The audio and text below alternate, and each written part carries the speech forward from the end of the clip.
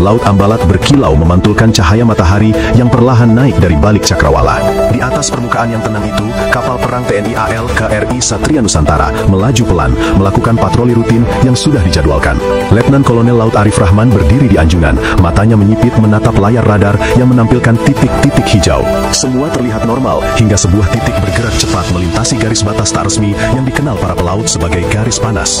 Komandan, kontak baru terdeteksi, arah 035 derajat, jarak 18 mil laut. Identifikasi awal, kapal patroli kelas Kedah, ujar perwira jaga,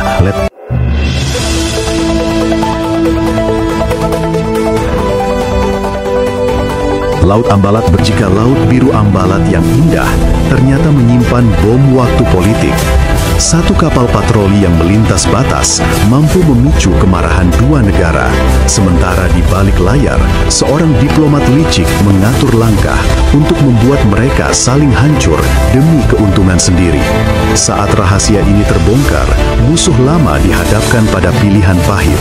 Terus bertarung demi ego atau bersatu demi melindungi tanah air. Kisah ini akan membawa Anda ke tengah badai politik. Sengketa Laut Ambalat masuk babak semakin panas. Artinya, kedua negara Indonesia dan Malaysia saling ngotot bahwa Ambalat adalah miliknya.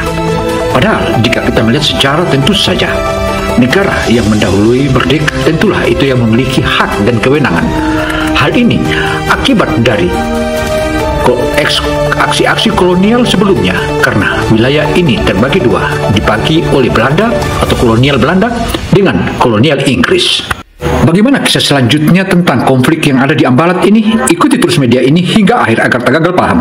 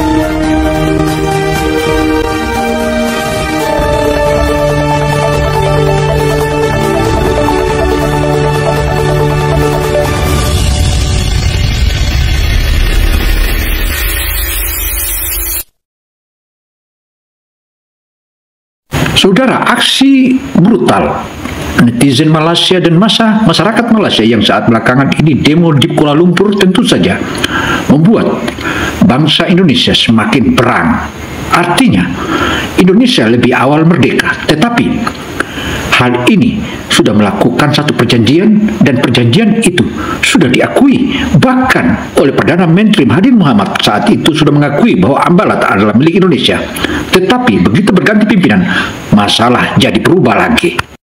Hal inilah yang memicu kontroversi antara dua belah pihak, antara Malaysia dan Indonesia. Beberapa mil laut dari situ, di sebuah kapal pesiar mewah yang berlabuh jauh dari garis patroli, seorang pria berkacamata gelap berdiri di balkon, memandangi perairan dengan senyum tipis. Namanya Edward Langford, diplomat senior dari sebuah negara besar yang punya pengaruh di Dewan Keamanan PBB. Namun hari ini, ia bukanlah diplomat damai, ia adalah arsitek kekacauan. Dari meja kerjanya di dalam kabin, layar monitor memperlihatkan peta digital pergerakan kapal kedua negara. Di sebelahnya, seorang perempuan Asia berambut pendek melapor, sinyal komunikasi KD Sri Johor sudah kita injeksi. Jika mereka mencoba bernegosiasi terlalu lama, kita bisa buat transmisi mereka terganggu. Edward mengangguk. Bagus, biarkan mereka saling curiga. Semakin panas kepala mereka, semakin dekat saya dengan kontrak minyak di sini. Ia menyesap kopinya perlahan, seolah waktu ada di tangannya. Kembali ke KRI Satria Nusantara, Arif berdiri kaku. Laporan dari pos pengintai datang. Komandan, visual kapal KD Sri Johor terdeteksi. Mereka membawa senjata lengkap. Kru terlihat siaga tempur. Arif mengangguk pelan. Kita akan dekati, tapi jangan provokasi dulu. Di layar teroponnya, ia melihat bendera Malaysia berkibar gagah. Laut yang seharusnya memisahkan kedua bangsa itu kini menjadi panggung adu ego. Sementara itu, Edward Langford menatap layar berita internasional di ruangannya. Stasiun televisi mulai menayangkan potongan informasi tentang insiden Ambalat. Ia tersenyum. Liputan itu akan memancing opini publik di kedua negara untuk saling menekan pemerintah masing-masing. Dia lagi-lagi main strategi senyap. Istilah Ambalat ditolak, diganti sepihak jadi Laut Sulawesi. Sebuah permainan narasi yang tampak sopan, tapi menyakitkan. Kayak maling yang bilang, cuma pinjam sebentar. Di balik peta dan istilah, ada blok minyak miliaran dolar, nelayan Indonesia yang makin tertekan, dan TNI-AL yang didorong untuk hadir, bukan sekadar lewat wacana. Wakil Ketua Komisi 1 DPR, Dave Laksono, bicara tegas. Kita butuh kehadiran nyata, bukan cuma diplomasi meja bundar. Simak analisis tajam, sindiran menggigit, dan kenapa diam itu berbahaya dalam konflik Ambalat. Ini bukan cuma soal nama laut, ini soal kedaulatan dan masa depan. Pada awal Agustus 2025, pemerintah Malaysia kembali menegaskan klaim sepihaknya atas wilayah maritim yang selama 2 dekade terakhir menjadi sumber ketegangan diplomatik dengan Indonesia. Melalui pernyataan resmi dari Kementerian Luar Negeri Malaysia, Kuala Lumpur menyatakan penolakannya terhadap penggunaan istilah Ambalat dan secara sepihak menyebut wilayah sengketa tersebut sebagai bagian dari Laut Sulawesi. Pernyataan ini meskipun disampaikan dalam bingkai diplomasi yang sopan, sesungguhnya adalah manuver geopolitik yang syarat kepentingan, memainkan narasi, mengaburkan realitas historis, dan mencoba memaksakan terminologi yang mendukung klaim legal mereka dalam forum internasional. Kita tidak bisa hanya berharap pada pertemuan meja bundar jika tidak ada kapal perang yang menjaga batas laut kita, tambahnya. Pernyataan Dave tidak muncul dalam ruang hampa. Sengketa Ambalat sudah lama menjadi isu yang membara di bawah permukaan, dengan insiden-insiden militer yang tak jarang nyaris memicu konfrontasi terbuka.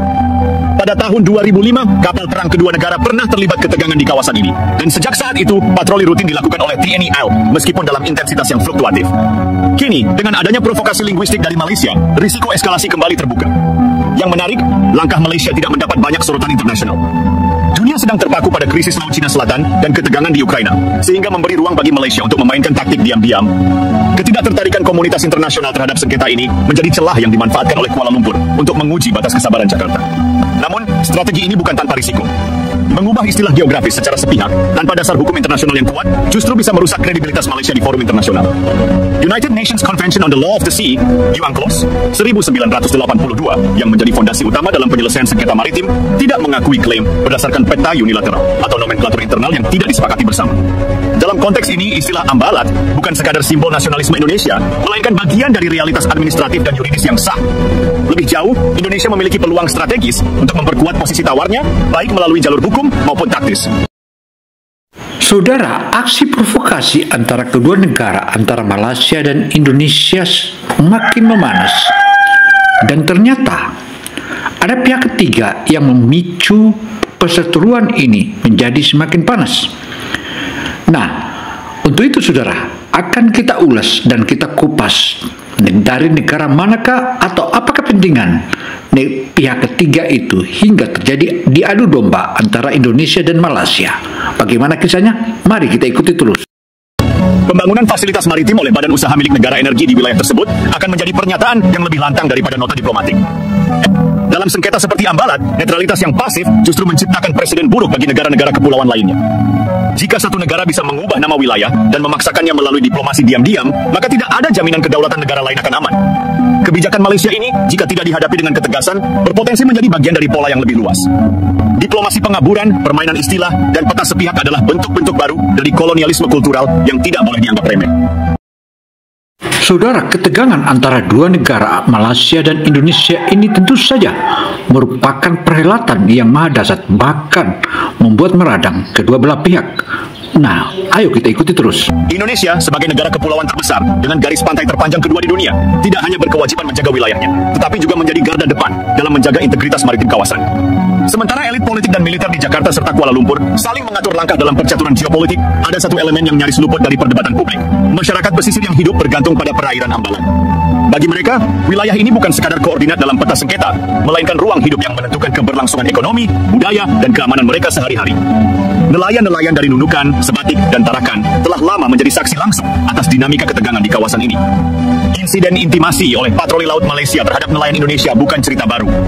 laporan LSM Maritime Watch Indonesia tahun 2023 mencatat sedikitnya 27 insiden intimidasi terhadap nelayan Indonesia di sekitar Ambalat, mulai dari pengusiran, penyitaan hasil tangkapan, hingga ancaman kekerasan. Dalam setiap kejadian, ketiadaan kehadiran negara secara nyata di laut lepas memperkuat persepsi bahwa negara hanya hadir di darat. Saat kapal patroli Malaysia mendekat, kami hanya bisa pasrah. Kami nelayan kecil, tak bisa bicara hukum internasional. Ujar Rahman, nelayan dari Sebatik, dalam wawancara yang dikutip Kompas 2024. Pernyataan sederhana ini mencerminkan kerapuhan sistem pertahanan sipil maritim kita dan menjadi peringatan bahwa konflik Ambalat bukan hanya soal batas negara, tetapi soal nasib rakyat yang hidup di dalamnya. Dalam konteks inilah, desakan Dave Laksono kepada TNI AL untuk memperkuat patroli di wilayah Ambalat menemukan relevansinya yang mendalam.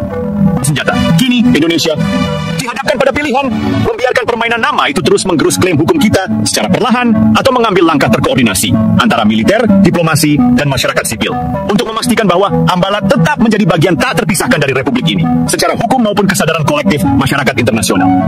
Konflik Ambalat adalah cermin dari satu kenyataan getir, bahwa dalam dunia yang dikendalikan oleh kekuasaan naratif, hanya negara yang mampu menjaga cerita dan wilayahnya secara bersamaan yang akan bertahan. Kemungkinan Malaysia mengundang perusahaan energi Tiongkok untuk mengeksplorasi blok Ende 6 atau Ende 7 tidak bisa sepenuhnya diabaikan, terutama mengingat rekam jejak Malaysia yang pernah menggandeng China National Offshore Oil Corporation (CNOOC) dalam proyek pengeboran lepas pantai pada 2018. Indonesia, jika tidak bergerak cepat dan tegas, berisiko menghadapi skenario di mana klaim kedaulatannya tidak hanya ditantang oleh negara tetangga, tetapi juga oleh bayang-bayang kekuatan besar yang memiliki rekam jejak panjang dalam menciptakan status quo baru di kawasan yang longgar pengaturannya. Dalam konteks regional, ketidakhadiran suara kuat dari ASEAN dalam isu Ambalat mencerminkan lemahnya mekanisme solidaritas regional dalam menghadapi sengketa teritorial. Dalam hal ini, TNI Angkatan Laut tidak bisa lagi hanya menjadi kekuatan penindak di laut, tetapi harus menjadi bagian dari strategi pertahanan kawasan yang bersinergi dengan kebijakan luar negeri. Ambalat adalah ruang ujian tersebut. Siapa yang menguasai narasi, menguasai legitimasi. Dan siapa yang gagal hadir di wilayahnya sendiri akan terpinggirkan dalam peta dunia. Di tengah eskalasi simbolik dan tekanan geopolitik yang mengitarinya, Laut Ambalat menyimpan kekayaan yang tak terbantahkan. Cadangan minyak dan gas bumi dalam jumlah signifikan. Blok ND6 dan ND7 yang dipersengketakan adalah dua wilayah eksplorasi energi yang diyakini mengandung jutaan barel minyak dan triliunan kaki kubik gas alam. Bagi Indonesia, potensi ini bukan hanya soal keuntungan ekonomi, tetapi juga pilar strategis dalam membangun klaim kedaulatan yang berkelanjutan dan tak tergugat. Sayangnya, hingga saat ini pengelolaan dan eksplorasi migas di kawasan tersebut belum menunjukkan kehadiran yang sistematis dari negara. Beberapa mil laut dari situ, di sebuah kapal pesiar mewah yang berlabuh jauh dari garis patroli, seorang pria berkacamata gelap berdiri di balkon, memandangi perairan dengan senyum tipis. Namanya Edward Langford, diplomat senior dari sebuah negara besar yang punya pengaruh di Dewan Keamanan PBB. Namun hari ini, ia bukanlah diplomat damai, ia adalah arsitek kekacauan. Dari meja kerjanya di dalam kabin, layar monitor memperlihatkan peta digital pergerakan kapal kedua negara. Di sebelahnya, seorang perempuan Asia berambut pendek melapor, sinyal komunikasi KD Sri Johor sudah kita injeksi. Jika mereka mencoba bernegosiasi terlalu lama, kita bisa buat transmisi mereka terganggu. Edward mengangguk. Bagus, biarkan mereka saling curiga. Semakin panas kepala mereka, semakin dekat saya dengan kontrak minyak di sini. Ia menyesap kopinya perlahan, seolah waktu ada di tangannya. Kembali ke KRI Satria Nusantara, Arif berdiri kaku. Laporan dari pos pengintai datang. Komandan, visual kapal KD Sri Johor terdeteksi. Mereka membawa senjata lengkap. Kru terlihat siaga tempur. Arif mengangguk pelan. Kita akan dekati, tapi jangan provokasi dulu. Di layar teroponnya, ia melihat bendera Malaysia berkibar gagah. Laut yang seharusnya memisahkan kedua bangsa itu, kini menjadi panggung adu ego. Sementara itu, Edward Langford menatap layar berita internasional di ruangannya. Stasiun televisi mulai menayangkan potongan informasi tentang insiden Ambalat. Ia tersenyum. Liputan itu akan memancing opini publik di kedua negara untuk saling menekan pemerintah masing-masing. Rakyat marah, politisi terdesak, militer bersiap. Dan saya, ujarnya sambil memutar cangkir kopi. Saya menunggu undangan ke meja perundingan, di mana saya akan menjadi pemenang sebenarnya. Kembali ke laut itu. Di kejauhan, Edward Langford mengamati semua ini dari layarnya, tersenyum seperti pemain catur yang sudah memegang bidak terakhir untuk mengunci lawan. Selamat datang di permainan saya, tuan-tuan, bisiknya. Ini baru permulaan. Di KRI Satria Nusantara, Letkol Laut Arif Rahman memandangi layar radar dengan alis berkerut. Laporan teknis sudah masuk. Sistem deteksi mereka memang menangkap sinyal fire control radar dari kapal Malaysia. Namun, di sisi lain, sinyal itu terlalu bersih, terlalu sempurna untuk menjadi sinyal alami. Seolah ada pihak ketiga Isya ini aneh, tidak seperti biasanya. Razak menatap layar dengan tatapan tajam. Maksudmu, sinyalnya seperti di-boost oleh pemancar lain. Bisa jadi ada kapal ketiga di sekitar kita. Saudara, aksi tentara Diraja atau Tentara Laut Diraja Malaysia dan Angkatan Laut Indonesia saling berhadapan dan saling tegang di antara keduanya. Dan ternyata yang lockdown, kedua-dua kapal itu terjadi lockdown. Tapi ternyata yang lockdown bukanlah kapal Malaysia atau kapal Tentara Laut Indonesia. Yang lockdown adalah pihak ketiga. Nah, pihak ketiga itu siapa? Tentu saja dialah yang mengadu domba antara Malaysia dan Indonesia. Kapal ketiga, kata itu bergema di kepalanya. Ia tahu Ambalat adalah wilayah rawan, tapi biasanya konflik hanya terjadi antara mereka dan Indonesia. Pak Presiden, kita perlu menambah armada, setidaknya 2 fregat dan 1 kapal selam ke lokasi. Kalau mereka bergerak, kita siap balas. Presiden mengangguk pelan, namun wajahnya penuh kekhawatiran. Jangan lupa, ini bukan hanya soal militer. Dunia internasional sedang memantau. Kita tidak boleh terlihat sebagai pihak yang memulai perang. Di sisi lain, di Putrajaya, PM Anwar Ibrahim mendapat tekanan serupa dari Panglima Angkatan Laut di Raja Malaysia. Yang amat berhormat, jika kita mundur, rakyat akan menganggap kita lemah. Saya sarankan pengerahan kapal kedua dan pesawat patroli maritim ke Ambalat. Anwar menatap peta digital di mejanya. Baik, kirim mereka, tapi jangan ada tembakan, setidaknya sampai saya memerintahkan. Di kapal pesiar mewah yang berlabuh jauh di luar zona patroli, Edward Langford memandangi layar yang menampilkan siaran berita dari kedua negara. Di tangannya, segelas anggur merah berputar pelan. Asumsi saya tepat, ujarnya pada asistennya, Mei Ling. Mereka sudah mengirim tambahan kapal, tinggal tunggu satu insiden kecil dan seluruh kawasan akan terbakar. Mei Ling tersenyum tipis. Kita akan tetap memantau komunikasi militer mereka. Kalau perlu, kita perbesar intensitas provokasi. Bagus. Di udara, pesawat Intai CN-235 melintas, mengirimkan foto udara pergerakan kapal Malaysia yang juga telah diperkuat 2 unit tambahan. Komandan, ujar Letda Marwan, kapal Malaysia memanggil lewat radio. Mereka minta pertemuan di tengah laut, di koordinat netral. Arif terdiam. Ini bisa menjadi peluang atau jebakan. Dan di Jakarta, ormas-ormas mulai menggelar aksi di depan kedutaan Malaysia. Di Kuala Lumpur, mahasiswa melakukan demonstrasi di depan kedutaan Indonesia. Edward Langford menonton semuanya dari layar monitornya. Bibirnya melengkung puas. Bagus, semua berjalan sesuai rencana. Tapi ia belum tahu bahwa diam-diam sebuah tim intelijen gabungan tidak resmi mulai terbentuk. Di Surabaya, markas besar Armada Timur TNI AL, seorang perwira intelijen bernama Mayor Nadia Fadilah menerima laporan rahasia dari agen lapangan. Bu Nadia, ada sinyal komunikasi yang tidak dikenal terdeteksi di sekitar Ambalat. Sumbernya bukan dari kapal Indonesia atau Malaysia. Nah, di waktu yang hampir bersamaan, di Lumut, markas TLDM, Letnan Kolonel Hafidz Saleh, rekan lama Nadia di kursus militer internasional, menemukan laporan serupa. Keduanya bertukar pesan rahasia. Nadia, kita sedang diadu domba. Ada kapal asing di luar garis patroli. Hafidz, saya percaya kita perlu kerjasama diam-diam sebelum terlambat. Malam itu, kapal-kapal perang kedua negara tetap di posisi masing-masing. Lampu dek menyala, radar berputar, dan di kejauhan, cahaya samar sebuah kapal pesiar nyaris tak terdeteksi radar konvensional. Di atasnya, Edward Langford menatap peta digital yang kini menunjukkan ikon-ikon merah kapal perang berderet seperti pion dalam permainan catur. Besok, katanya pada dirinya sendiri, saya akan membuat mereka mengambil langkah yang tidak bisa mereka tarik kembali. Dari KRI Satria Nusantara, Letkol Arif memandang ke arah gelap di luar jangkauan lampu. Ia tahu, di balik kegelapan itu ada sesuatu, atau seseorang yang sedang mempermainkan mereka. Di markas besar Armada Timur di Surabaya, Mayor Nadia Fadilah duduk di ruang intelijen yang hanya diterangi lampu meja. Di depannya, layar komputer menampilkan grafik sinyal radio. Garis-garis itu naik turun secara teratur, tapi sesekali ada denyut aneh. Kode yang bukan berasal dari protokol komunikasi TNI maupun TLDM. Ini bukan sinyal biasa, gumam Nadia sambil menandai pola-pola yang mencurigakan. Seorang analis muda mendekat. Mayor, kami sudah membandingkan data ini dengan pangkalan frekuensi internasional. Kode ini sangat mirip dengan milik beberapa negara besar yang punya armada di Samudra Pasifik. Mereka yang untung. Arif terdiam sejenak. Kalau begitu, kita harus beritahu pihak Malaysia. Tapi tanpa bukti, ini akan terdengar seperti alasan kita untuk menghindar. Nadia tersenyum tipis di ujung sambungan. Saya punya buktinya, dan kita akan menyerahkannya langsung ke PM Anwar bersama Presiden kita. Di saat yang sama, Hafiz melapor langsung ke atasannya dengan cara yang hati-hati.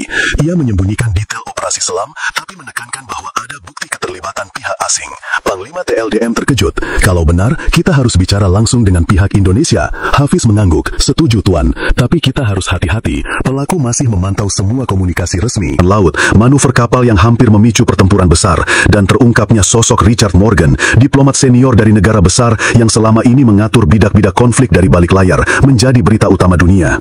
Media internasional menyorot perairan Ambalat bukan hanya sebagai sengketa dua negara bertetangga, tetapi sebagai panggung perebutan sumber daya yang ternyata jauh lebih rumit dan busuk dari yang terlihat. Di Pelabuhan Tarakan, kapal-kapal TNI AL bersandar dengan lambat. Beberapa di antaranya masih menyisakan bekas tempur ringan, cat tergoles, antena yang patah, dan bau bahan bakar yang pekat. Kapten Arman Prasetyo yang kemarin berada di garis depan turun dari kapal dengan langkah berat. Matanya menatap jauh ke laut, seakan masih melihat siluet kapal patroli Malaysia di Cakrawala. "Bagaimana kabar kru?" tanya seorang perwira muda. "Lelah, tapi selamat. Itu yang penting," jawab Arman singkat. Namun dalam hatinya, ia tahu bahwa bentrokan kemarin adalah nyaris bencana. Sedikit saja salah langkah, peluru panas akan terbang, dan Ambalat bisa berubah jadi medan perang. Di sisi lain Selat Makassar, di markas Angkatan Laut Malaysia di Lahad Datu, Komandan Hasanuddin juga mengawasi kapal-kapal mereka kembali. Ia menatap ke arah para prajuritnya, sebagian masih tampak tegang. Walau ada rasa kesal karena harus menahan diri di tengah provokasi, Hasan tahu bahwa keputusan untuk mundur sementara adalah langkah yang menyelamatkan nyawa banyak orang. Namun, baik di Tarakan maupun Lahad Datu, satu kesamaan terjadi. Semua orang mulai bertanya-tanya siapa sebenarnya musuh mereka yang sesungguhnya. Jakarta, 2 hari kemudian.